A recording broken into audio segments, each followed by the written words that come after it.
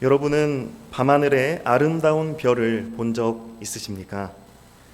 저는 청년 시절에 몽골에 단기 선교를 갔을 때 밤하늘의 수놓은 별을 봤던 기억을 잊을 수가 없습니다. 그때 저는 시골팀으로 배정이 되어서 전기도 안 들어오는 시골에 가서 선교 활동을 했었습니다. 한 번은 이제 하루 일과를 마치고 저녁에 숙소 밖에 나와서 별을 보는 시간을 가졌습니다. 아직도 그때의 기억이 생생한데 마치 은하수로 하늘을 이불을 덮은 것과 같다고 표현할 정도로 정말 그 몽골 밤하늘은 별로 가득했었습니다. 저는 그 별들을 보면서 정말 아브라함이 봤던 그 하늘의 수많은 별이 얼마나 아름다웠을지를 가늠해 보았습니다. 창세기 말씀에 기록된 대로 하나님께서 하늘의 수놓은 별을 만들어 두셨고 그 별들을 지금도 운행하고 계시고 그 별들은 하나님께서 이미 아브라함에게 약속하신 수많은 하나님의 백성들이고 또 예수 그리스도의 몸된 교회라는 것에 감격하지 않을 수 없었습니다. 그러한 경험을 한 뒤에 저는 하늘의 별 보는 것을 더 좋아하게 되었습니다. 이제 어디에 있든 저녁에 길을 걸을 때면 늘 하늘을 보면서 별이 어디에 있는지 찾아보곤 합니다. 밤하늘의 별을 보면 하나님의 약속을 소망하고 다시 오실 주님을 소망하게 됩니다. 어제는 제가 대전에 약속이 있어서 다녀오는 길에 시간이 늦어 이렇게 서울역에서 집으로 돌아오는 길에 밤하늘의 별을 보게 되었습니다. 그런데 문득 드는 생각이 서울에서도 이렇게 별이 잘 보이는 것이 조금은 의아했습니다. 저는 이제 서울에서 산 지 딱 1년이 되었는데요. 서울은 이 매연과 미세먼지가 많아서 하늘이 뿌옇고 또 도시에 불빛이 많아 밤하늘에 별이 안 보일 것이다 라는 그런 선입관을 가지고 있었기 때문입니다. 그런데 어제는 문득 그러한 생각이 단지 나의 그 선입관이라는 것을 그런 생각이 들었습니다. 어제 저녁에는 하늘의 별이 너무 반짝반짝 아름답게 빛나고 있었기 때문이에요. 그리고 이런 생각이 들었습니다. 만약 내가 서울 하늘에 대한 선입관을 가지고 하늘을 올려다보지 않았다면 서울은 하늘이 뿌옇고 미세먼지가 많으니까 별을 보기 어려울 거야 라는 선입관으로 하늘을 보지 않았다면 이러한 아름다운 서울 밤하늘의 별을 볼 수 없었겠구나 이런 생각을 했습니다. 그리고 하나님을 향한 나의 믿음 역시도 이와 같지 않을까 하는 생각을 해보았습니다. 하나님을 향해서 내가 가지고 있는 선입관, 그것이 하나님을 온전히 바라보지 못하고 믿지 못하게 하지는 않는가 그런 생각을 하게 되었습니다. 그저 앞만 보고 살아가면 우리는 하늘에 있는 아름다운 별을 볼 수 없습니다. 그러나 때때로 눈을 들어 하늘을 바라보면 지구를 향해 항상 빛나고 있는 아름다운 별을 볼 수 있죠.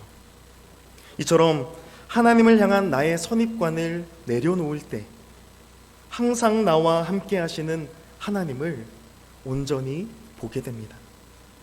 이것이 그리스도인이 가져야 할 믿음이고 소망입니다.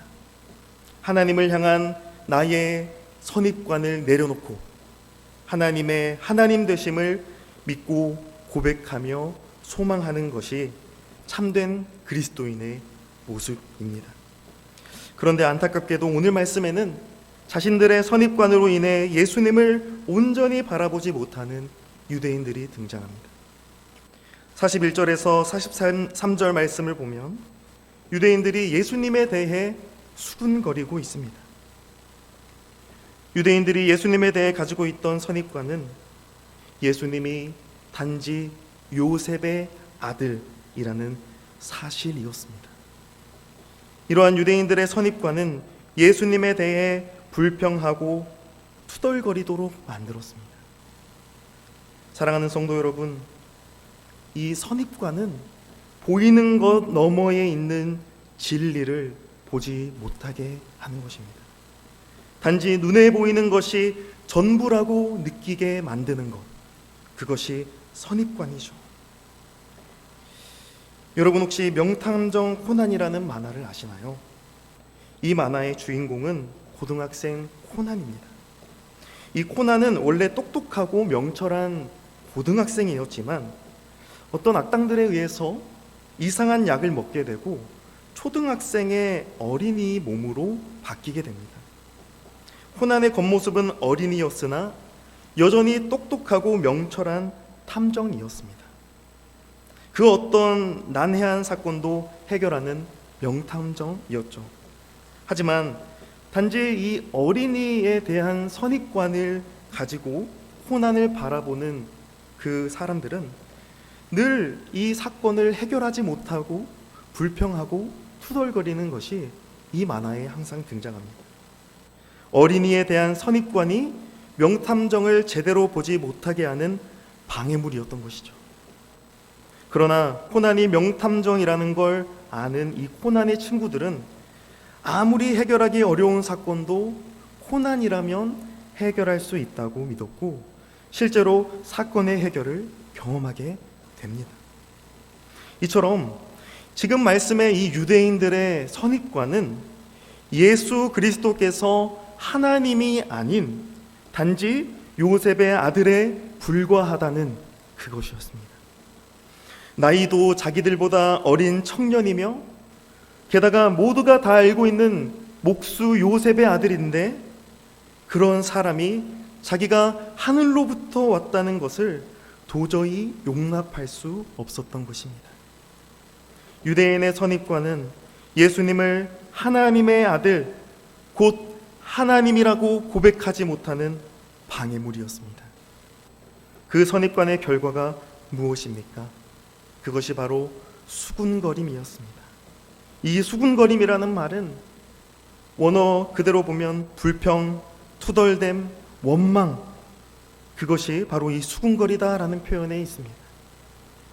그 모습 자체가 바로 선입관의 결과인 것이죠. 우리는 하나님을 향해 이 선입관 가지는 것이 정말 위험하다는 걸 알아야 합니다.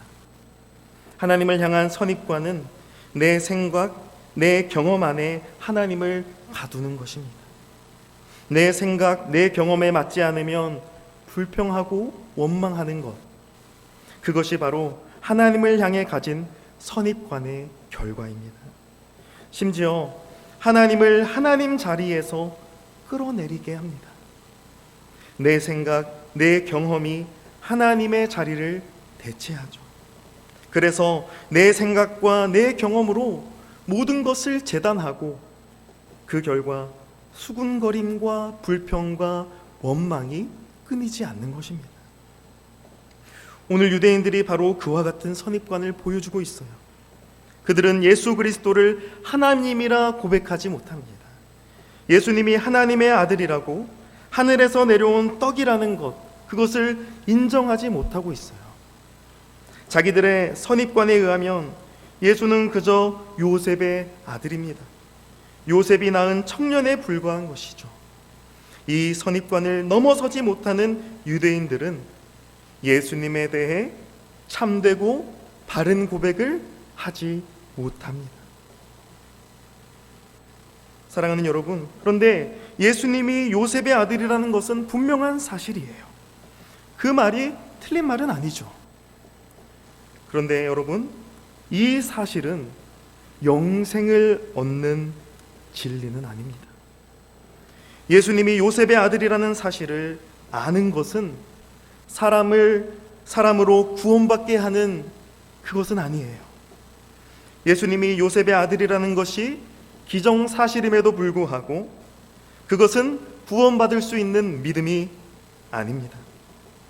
예수님이 단지 사람에게서 태어난 인간이라고 하는 것은 모든 사람이 다 인정할 수 있는 사실이라고 할지라도 결코 그 사실로서 구원받을 사람은 그 누구도 없습니다. 오히려 그 사실은 지금 유대인들이 영생을 얻지 못하게 하는 걸림돌이 되고 있습니다. 오히려 그 사실은 유대인들이 수군거리고 투덜거리게 만드는 사실, 예수님을 비난하고 핍박하는 사실, 더 나아가 예수님을 십자가에 못 박아버리는 사실이 되어버린 겁니다. 지금 예수님을 향해 불평하는 유대인들과 매우 유사한 사건이 구약 성경에 기록되어 있습니다. 바로 모세가 기록한 책인 출애굽기에 기록되어 있습니다. 출애굽기 17장 3절 말씀을 보면 광야에서 물이 없다고 여호와 하나님을 향해 불평하고 원망하는 이스라엘 백성들이 나옵니다. 그들은 출애굽시켜 주시고 홍해의 바다를 갈라 자신들을 구원하신 여호와 하나님을 믿지 못하고 불평하고 원망했습니다. 그들은 자신들을 인도해 홍해를 건너게 한 그 지도자 모세를 향해 돌을 던지려고 했습니다. 즉 하나님을 향해 불평하고 원망하며 돌을 던지는 것이었습니다. 그런데 하나님은 모세에게 지팡이를 손에 잡고 가서 여호와 하나님께서 서 계시는 그 호렙산에 있는 반석을 치라고 하십니다. 그리고 그 반석에서 물이 흘러나와 이스라엘 백성이 물을 마시게 됩니다. 여호와 하나님께서 반석 위에 서 계셔서 이스라엘 백성들에게 물을 공급하신 것이죠. 그런데 이 사건이 이스라엘 백성들에게는 기적과 같은 일이었지만 이 반석에서 물이 나오는 놀라운 이 일이 그렇게 썩 기적과 같은 좋은 이미지로 기록되어 있지 않습니다. 모세가 그곳의 이름을 뭐라고 지었는지 여러분은 아십니까? 우리 함께 출애굽기 17장 17절 말씀 한 목소리로 읽어보도록 하겠습니다. 시작. 그가 그곳 이름을 마사 또는 므리바라 불렀으니 이는 이스라엘 자손이 다투었음이요 또는 그들이 여호와를 시험하여 이르기를 여호와께서 우리 중에 계신가 안 계신가 하였음이고. 아멘. 여호와 하나님께서 기적과 같이 물을 공급하신 그곳의 이름은 마사 또는 므리바라 불렸는데 그 뜻은 다툼 그리고 여호와 하나님을 향한 시험이었던 것입니다. 여호와 하나님이 계시는가 안 계시는가, 이스라엘 백성들의 불평과 원망은 여호와 하나님을 향한 철저한 불신앙에서 시작된 것이었습니다. 하나님이 기적과 같이 물을 공급하셨음에도 불구하고 그 기적은 이스라엘 백성들의 원망과 불신앙을 보여주는 하나의 불명예가 되어버린 것입니다.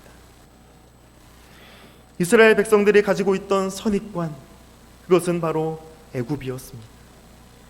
우리가 애굽에서는 목마르지 않았는데, 우리가 애굽에서는 굶주리지 않았는데 왜 애굽에서 나오게 하여 우리를 목마르게 하고 굶주리게 하는가? 이것이 바로 이스라엘 백성들의 선입관이고 불평이고 원망이었습니다. 이스라엘 백성들의 생각과 경험에 비추어 볼 때 광야로 인도하신 하나님을 이해할 수가 없었고 이전으로 돌아가자 그렇게 불평하고 투덜댔던 것입니다. 오늘 말씀으로 돌아와서 예수님을 향해 투덜거리는 원망하는 유대인들이 바로 이 이스라엘 백성들의 모습과 똑같지 않습니까? 자신들의 선입관으로 인해 예수 그리스도를 바라보지 못합니다. 예수님이 하나님의 아들이시며 생명의 떡이라는 그 진리, 사실 너머에 있는 그 진리를 보지 못합니다. 하나님에 대한 선입관, 나의 생각과 나의 경험이 바로 하나님을 향한 불평과 원망을 낳게 하는 것이죠. 이를 통해 하나님께서 우리에게 말씀하시는 중요한 진리가 있습니다. 하나님을 바르게 믿고 고백하기 위해서 우리는 하나님 앞에서 나의 선입관을 철저하게 내려놓아야 합니다. 나의 생각, 나의 경험, 내가 알고 있는 하나님에 대한 지식에 갇혀 있는 것이 아니라 하나님이 말씀하시는 하나님을 바라보아야 합니다. 혹여나 내 입술에 불평과 투덜거림이 있다면 나의 기준과 선입관의 안경을 쓰고 하나님을 보는 것이 아닌지 우리는 돌아보아야 합니다. 그래서 예수님은 말씀하셨죠. 자기를 부인하고 자기 십자가를 지고 나를 따르라 말씀하십니다. 우리가 나 자신을 내려놓지 않고 나의 십자가를 짊어지지 않으면 예수님을 볼 수도 없고 예수님을 따를 수도 없고 바르고 참된 믿음에 거할 수가 없습니다. 바라기는 우리 교회가, 우리 모두가 나의 생각, 나의 경험에 의존하여 하나님을 바라보는 것이 아니라 하나님이 말씀하신 말씀대로 하나님을 믿고 고백하는 주의 백성들이 되기를 소망하고 축복합니다. 이어지는 말씀에서 예수님은 정말 중요한 말씀을 하십니다. 이것이 바로 사실 너머에 있는 진리입니다. 예수님을 향해 수군거리는 유대인들을 향해서 말씀하시죠. 예수님에 대해 선입관을 가지고 있던 유대인들에게 예수님은 그 선입관 너머에 있는 진리에 대해 말씀하십니다. 예수님이 요셉의 아들이라는 그 사실 너머에 있는 더 중요한 진리는 바로 하나님 아버지께서 예수님을 보내셨다는 사실과 또한 예수님을 믿는 것은 오직 하나님 아버지의 이끄심으로만 가능하다는 것입니다. 지금 예수님은 자기의 육신의 아버지인 요셉을 소개하는 것이 아니고 영원하신 하나님 아버지를 소개하십니다. 예수님을 보내신 분은 바로 하나님 아버지이시고 예수님께로 인도하시는 분도 하나님 아버지이시다고 말씀하십니다. 이 말씀이 바로 진리입니다. 유대인들은 예수님이 하나님 아버지께서 보내셨다는 걸 믿지 못했습니다. 그들은 구약 성경에 기록된 하나님을 믿긴 했지만 구약 말씀이 가리키고 있는 참된 실체이신 예수 그리스도를 믿지 못했습니다. 그들은 자신들이 하나님을 누구보다 더 잘 알고 더 잘 믿고 더 잘 섬긴다고 자부하였지만 정작 하나님을 가장 모르고 있던 자들이었습니다. 왜냐? 하나님의 뜻과 목적인 예수 그리스도께 나아오지 못했기 때문입니다. 하나님이 선택한 민족인 이스라엘 백성이라 할지라도 그들이 모두 예수 그리스도께 나아오지 못한다면 결국 구원을 받을 수 없습니다. 하나님 아버지께서 구약 성경을 통해 말씀하신 모든 율법과 계명과 말씀들을 다 알고 있다 할지라도 예수 그리스도께 나오지 않는다면 결국 마지막 날 최후 심판에서 다시 살아날 수 없습니다.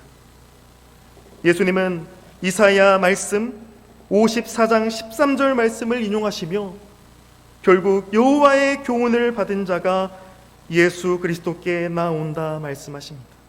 우리 함께 이사야 54장 13절 말씀을 읽어보겠습니다. 시작.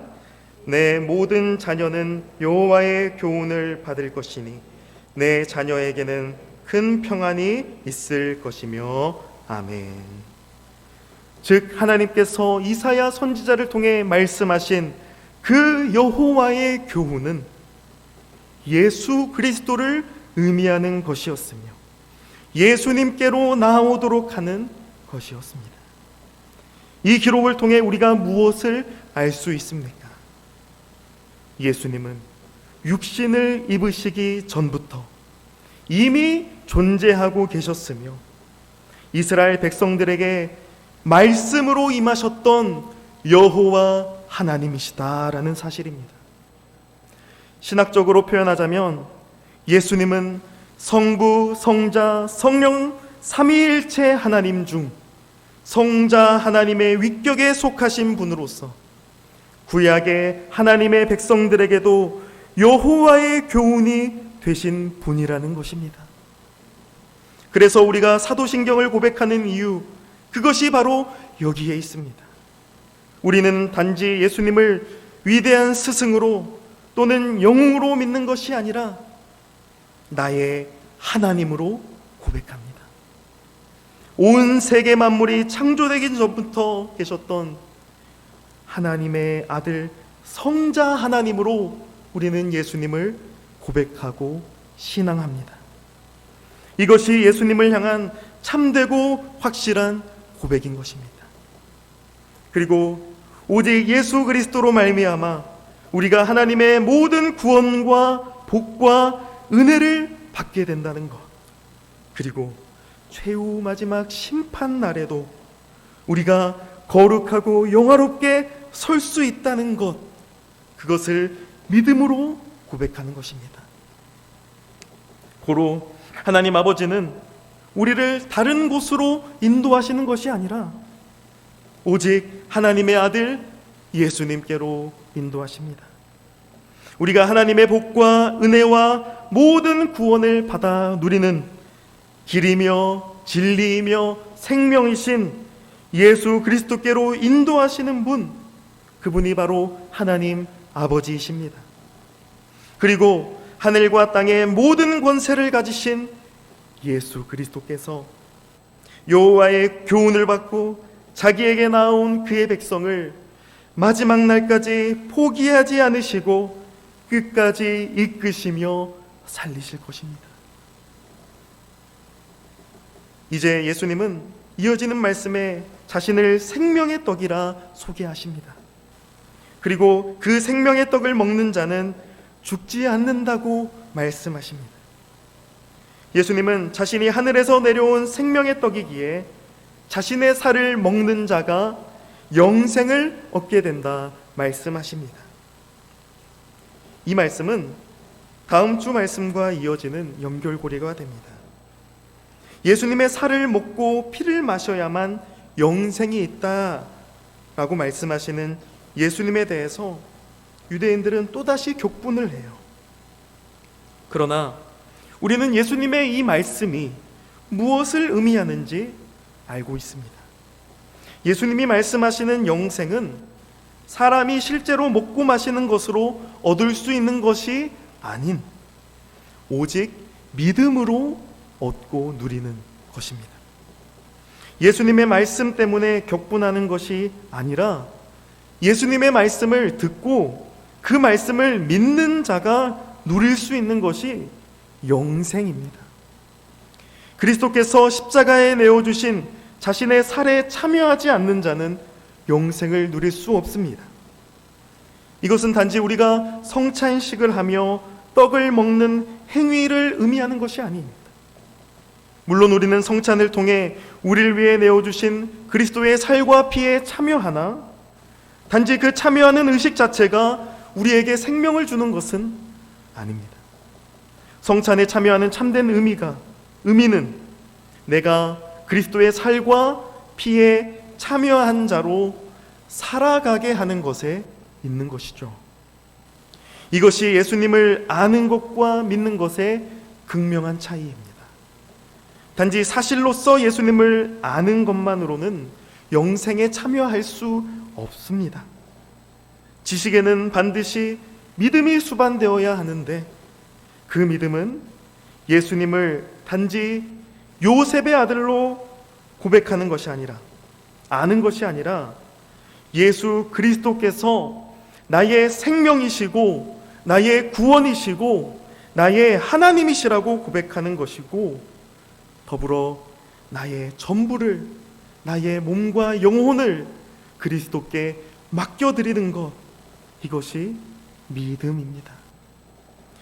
그렇기에 우리가 살아있다는 것은 그리스도의 생명이 우리 안에 있다는 것입니다. 우리에게 생명이 있다는 것은 그리스도가 우리 안에 계신다는 것입니다.